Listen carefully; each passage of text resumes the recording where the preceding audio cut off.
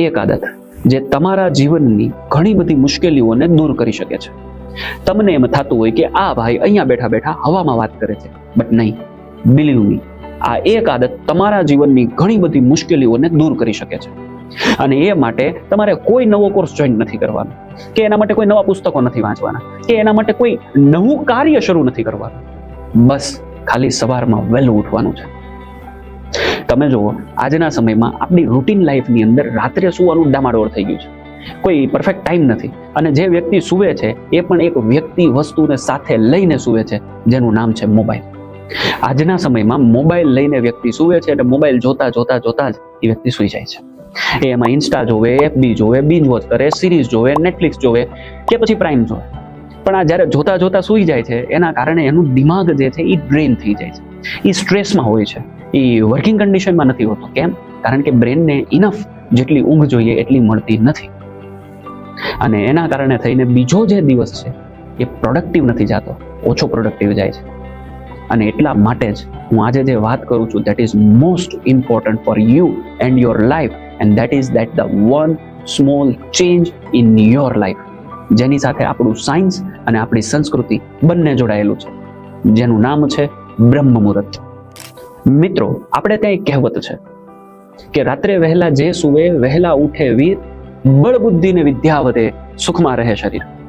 આ કહેવત એમણમ તો નહીં પડી હોય. બ્રહ્મ મુહૂર્ત આપણે ત્યાં મંદિરમાં આજના સમયે પણ 5 વાગ્યે આરતી થાય છે. તમને ખબર છે આરતીનું નામ શું છે?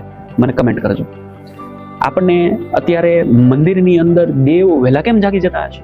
કારણ કે બ્રહ્મ મુહૂર્ત એ સમય છે જેના માટે હિન્દુ માઇથોલોજીમાં એવું કહેવાય કે દેવતાઓને જાગવાનો સમય છે. અને એ જ સમય આપણો પણ છે. પણ આપણે ક્યાંક ને ક્યાંક એનું ટ્રેડિશન બદલી નાખ્યું છે. એટલું જ નહીં, પણ એક રિસર્ચ પ્રમાણે દુનિયાના જેટલા પણ મોટા વ્યક્તિઓ છે, જેટલા પણ સફળ વ્યક્તિઓ છે, એમનો પણ જો તમે ઉઠવાનો સમય જુઓ ને તો એ નિયર અબાઉટ આ બ્રહ્મ મુહૂર્તમાં જ છે. લેટ સપોઝ જો તમે વહેલા નથી ઉઠતા, એટલે કે તમે લેટ ઉઠો છો, તો શું થાય છે? ઘણા લોકો 8 વાગે ઉઠતા હોય, ઘણા લોકો 9 વાગે ઉઠતા હોય, ઘણા લોકો 10 વાગે ઉઠતા હોય. તો આ સમય દરમિયાન શું થાય છે? કુદરતની એક નેચરલ ઇફેક્ટિવ પીક ઝોન હોય છે, જે સવારમાં હોય છે, એ મિસ થઈ જાય છે. આપણા શરીરમાં એક ઇફેક્ટિવ હોર્મોનલ સાયકલ હોય છે, જેને આપણે બોલીએ છીએ એનર્જી હોર્મોન સાયકલ. એ એનર્જી હોર્મોન સાયકલ વધીને ઘટી જાય છે. સાયન્સ એવું કહે છે કે જે સવારનો સમય હોય છે એ સવારના સમયની અંદર એક એનર્જી લેવલ હોય છે. આ એનર્જી લેવલને જે વ્યક્તિ લેટ જાગે છે એ પામતા જ નથી. આનાથી ઉલટું, તમે જ્યારે સવારે ઉઠો છો ત્યારે તમને અલગ જ અનુભવ થાય છે. સવારના સમયમાં કુદરતની અંદર એક અખાટ શાંતિ હોય છે. સવારના સમયમાં તમે કુદરતની સાથે જોડાઈ શકો છો. સવારનો એવો સમય છે કે જ્યારે હજી આપણી દિનચર્યા શરૂ નથી થઈ, ત્યારે તમે ખુદને મળી શકો છો. અને એટલા માટે જ આ બ્રહ્મ મુહૂર્ત તમને અસીમ તાકાત આપીને જાય છે. બસ આદત બદલવાની છે, ખાલી સવારે વહેલા ઉઠવાની. જો તમે સવારનો સમય મિસ કરો છો તો બ્રેન એ સવારના પ્રાઇમ લર્નિંગ ઝોનમાંથી બહાર આવી જાય છે. એનો મતલબ સવારનો સમય છે ને એ લર્નિંગ માટે બહુ બેસ્ટ છે, શીખવા માટે બહુ બેસ્ટ છે, આત્મચિંતન માટે બહુ બેસ્ટ છે. પણ આ સવારના સમયમાં તો આપણે સૂતા હોઈએ છીએ. આપણે વિચારતા હોય अपना टाइम आएगा, कब आएगा, टाइम आके चला गया, अपन क्या कर रहे, सो रहे. તો ભાઈ પથારીને છોડવાની છે, હું એની વાત કરી રહ્યો છું. શું કામ?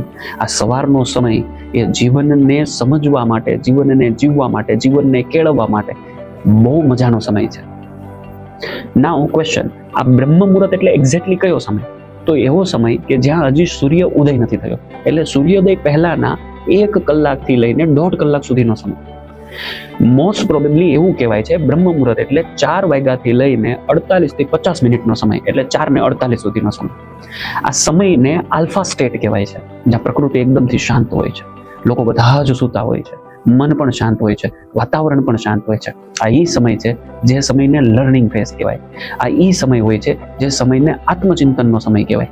આ એ સમય હોય છે જે સમય તમે તમારી જાતને આપી શકો છો. આપણા શાસ્ત્રોમાં એક કહેવત છે, બ્રહ્મ મુહૂર્ત ઉત્તિષ્યતે સ્વાસ્થ્યો રક્ષામાં આયુષ્ય. એનો મતલબ કે જે બ્રહ્મ મુહૂર્તની અંદર ઉઠી જાય છે એની સ્વાસ્થ્ય, એની કાળજી પણ પોતાનું શરીર આપમેળે લે છે, એનું આયુષ્ય આપમેળે વધે છે. અને એટલા માટે જ આપણી ગુજરાતીની કહેવત છે કે રાત્રે વહેલા જે સૂવે વહેલા ઉઠે વીર, બળ વધે, બુદ્ધિ વધે, વિદ્યા વધે અને સુખમાં રહે શરીર. તમે જુઓ તમારા પરિવારમાં કે આજુબાજુમાં જેટલા પણ વ્યક્તિઓ સફળ થઈ ગયા એ પણ ક્યાંક ને ક્યાંક આ આદતને ફોલો કરતા હશે. ખાલી એટલું જ નહીં, દુનિયાની અંદર ઘણા બધા એવા મોટા વ્યક્તિઓ છે કે જેની લાઈફસ્ટાઈલ અથવા તો એના જો જીવનને વાંચવામાં આવે તો ક્યાંકથી તમને એ મળી જાય કે એ લોકોની પણ એક કોમન આદત હતી વહેલું ઉઠવું.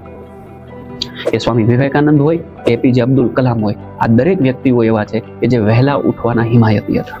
રોબિન શર્મા કરીને એક લેખક છે, જેમનું એક પુસ્તક છે A 5 AM ક્લબ, જેની અંદર પણ એ વિસ્તૃત ચર્ચા કરે છે કે વહેલા ઉઠવાથી શરીરને, મનને કેટલો ફાયદો થાય છે.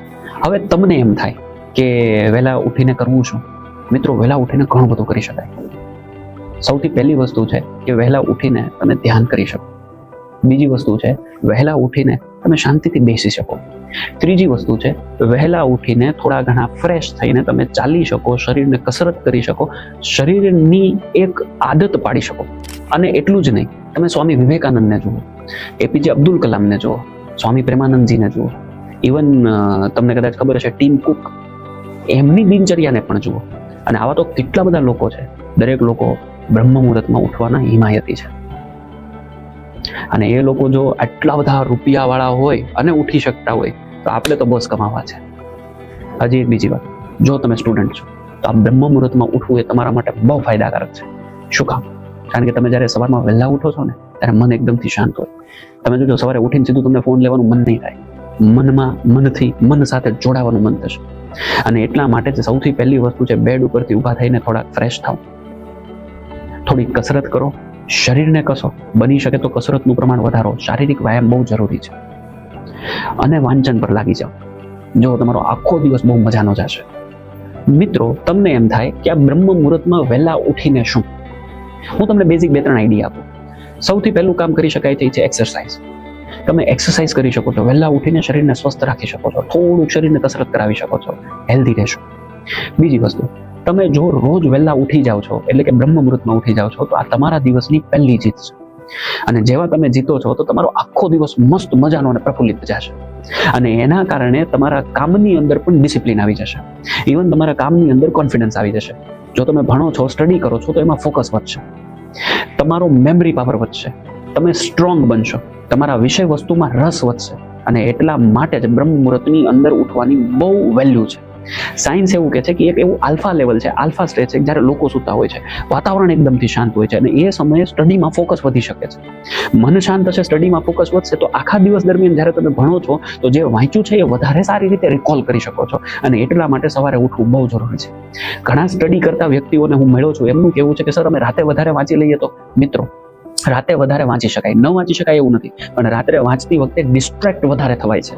અને એના બદલામાં જો તમે રાત્રે વહેલા સૂઈ જાઓ છો 9 વાગે કે 10 વાગે, તો તમે વિથઆઉટ ડિસ્ટ્રેક્શન સવારે વહેલા ઉઠી શકો છો, તમારી ઊંઘ પૂરી થઈ શકે છે અને જલ્દીથી વાંચી શકો છો. અને જેટલું વાંચશો એટલું જ તમારું વાંચન વધારે લાંબા સમય સુધી યાદ રહેશે.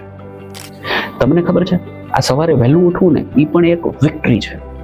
જો આ સવારની નાનકડી વિક્ટરી તમે લઈ લીધી, એટલે કે તમે જીતી ગયા, તો તમારો આખો દિવસ ગજબના કોન્ફિડન્સમાં જશે, તમારા બધા જ કામમાં મન લાગશે. પણ રાત્રે લેટ સુતા, સવારે વહેલા ઉઠવાનો પ્રયત્ન કર્યો, ઉઠાણું નહીં, દિવસ ડિસ્ટર્બ, મન સ્ટ્રેન, અને એના કારણે કામની અંદર પ્રોડક્ટિવિટી એકદમથી 0 આવશે. અને આવશે તો ઓછી આવશે, જેમાં તમારું મન નહીં લાગે. અને એટલા માટે જ વહેલું ઉઠવાનું છે.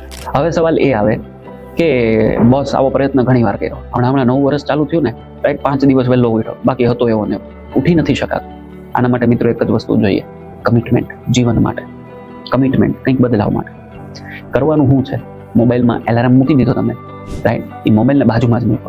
એટલે આપણે જેવા ઉઠીએ ને સવારમાં, જેવો એલાર્મ વાગે ને, એટલે આપણે શું કરીએ, જોઈએ અને એને સ્નૂઝ કરી દઈએ. નહીં, એલાર્મને તમે તમારાથી દૂર મૂકો. ફોન અને બીજો નંબર તમારાથી દૂર મૂકો, એને બાજુમાં મૂકીને નથી સુવાનું. ત્રીજી વસ્તુ કે જેવો એલાર્મ વાગે છે, રાઈટ, થોડાક પથારીમાંથી ઊભા થઈ જાય, થોડુંક ચાલી લો, બની શકે તો મોટું ધોઈ નાખો. બિલીવ મી, તમારી ઊંઘ ગાયબ થઈ જશે, રાઈટ. અને એનાથી પણ ઇમ્પોર્ટન્ટ વસ્તુ, થોડી કસરત કરી લો. ભગવાનનું ધ્યાન થઈ શકે તો ધ્યાન કરો. ધ્યાન અને પ્રાણાયામમાં બહુ તાકાત છે. ખુદ પોતાના માટે આ થોડોક સમય આપો. વહેલું ઉઠાશે પણ ખરું, ખુદને સમય પણ મળશે, કે જેના કારણે કંઈક ભવિષ્ય માટે પણ વિચારી શકાશે. તમારું રૂટીન ધીરે ધીરે સેટ થતું જશે. અને એટલા માટે જ મિત્રો આ બ્રહ્મ મુહૂર્તની વેલ્યુ ખૂબ વધારે છે. અને એટલા માટે જ સ્વામી વિવેકાનંદે બહુ મજાની વાત કીધી છે કે ઉઠો, જાગો અને ધ્યેય પ્રાપ્તિ સુધી મંડ્યા રહો. પણ સવાલ અહીંયા એ છે કે જે સૌથી પહેલા ઉઠે અને જાગે એ ધ્યેય પ્રાપ્તિ કરે ને. અને એટલા માટે જ શરૂઆત તમારે કરવાની છે તમારાથી. જય શ્રી કૃષ્ણ.